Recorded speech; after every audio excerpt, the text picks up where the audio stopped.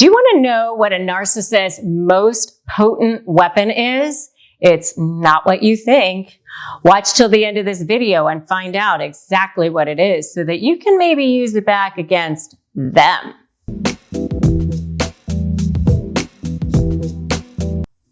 Hi, I'm Rebecca Zung, and if you haven't met me before on my channel, I have been recognized as one of the top 1% of attorneys in the country by U.S. News, and I've also written a couple of best-selling books, Negotiate Like You Matter and Breaking Free, a step-by-step divorce guide.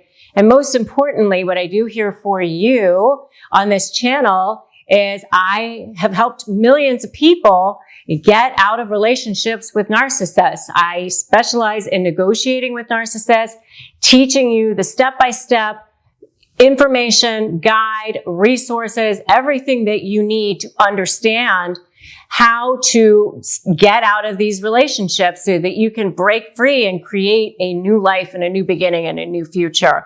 So if that all sounds good to you, make sure that you subscribe and hit the notification bell so that you don't miss one single bit of information. Because when you're dealing with a narcissist, you are in the fight of your life. It's like their mission is to take you down, especially once you've gotten into the discard phase.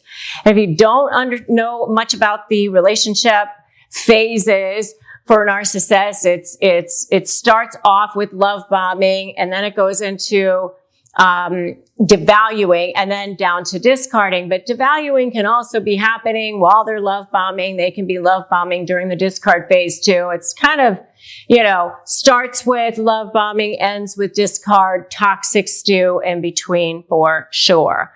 And so they use a number of different weapons on you. Of course, gaslighting is one of them. If you want to know what phrases they use when they're gaslighting, make sure you check out my video on phrases that narcissists use when they're gaslighting.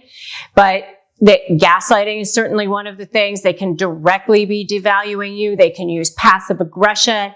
It depends on the type of narcissist that you're dealing with.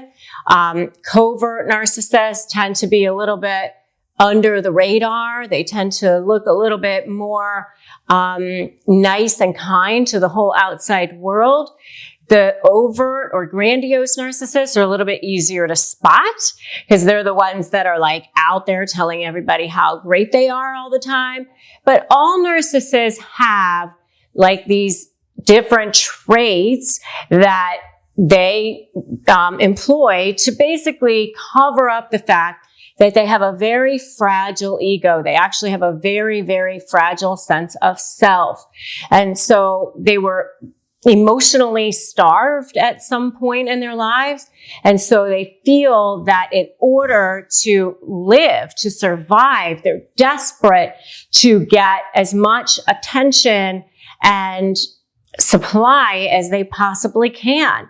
And so that's why they crave conflict. And if you want to know more about why narcissists crave conflict, check out my video on why narcissists crave conflict. But everything they do is in this effort to try to get as much supply as they possibly can. You kind of have to think of it as like a hungry, lion or tiger or something, out in the terrain, in the Serengeti, and they're starving. And so they're just trying to get whatever they can to feed that ego. And that's called narcissistic supply. And yes, they can get supply from compliments and adulation and prestige and attention from as many people as possible. They also get narcissistic supply from making you miserable, seeing you squirm, devaluing you, controlling you. That feeds their ego as well. So it's really, it's all these different paths that lead back to one place. And so they come off as I'm entitled and I'm the best and I should have all of these things and you're less than I am. And they come off in that way, but they also are very scared little creatures inside. They're very afraid of what will happen if they get exposed. And if you think that their behavior is so disgusting, give me a disgusting in the comments. So narcissists go along in their life just trying to grab as much supply as they can and trying to get as much attention as they possibly can, because even negative attention is attention. And it's all to cover up the fact that they have an inability to form intimate relationships. They have a complete inability to really care about anybody else. And depending on the level of narcissism, they don't even really try to cover that up. They just don't even realize that they're just not showing care to a person. Some narcissists can at least make it look like they care because they know that the right thing to do is to ask how somebody is, or if they see everybody else caring about somebody, then they want to get on that train and, be the most caring of that person so that everybody else can see how caring they are. I've seen situations where narcissists, somebody has cancer, so they're the ones that are right there, doing all these things because they want everybody else to see. If there's no audience, then there's no reason to do it from their perspective. So they have all of these things that they're doing, but in some ways, and here it is, their most potent weapon is, I think, their magical thinking. Their ability to just not see what they're doing, to just not look at the path of destruction that they have behind them as they're going, to just not see what's really going on, to basically be in their own reality about the world, about life, about what's happening with people, not see the hurt that they've caused and the pain that they've caused. They just literally have this ability to just not see it and just keep going. The problem with that is, and I'm going to tell you this right now, their most potent weapon is also their biggest Achilles heel. And if you want to know more about the narcissist Achilles heel, check out my video on the narcissist Achilles heel. But their biggest Achilles heel is also that they are feeling very small inside, and they're actually very weak, and you can expose them, and it eventually becomes their undoing. And I know that you think that they think that they're the smartest person in the room, the strongest person in the room. They always win. They always get what they want. I've been a lawyer for a very long time. I've represented people in all types of divorces, the high net worth divorces, the most contentious of divorces, with the most flaming of narcissists. And I've been there where I've seen the spouse come into my office and say, "You'll never win. You'll never be able to get what you want. The other person always wins. They always get away with it. I never can shift this dynamic."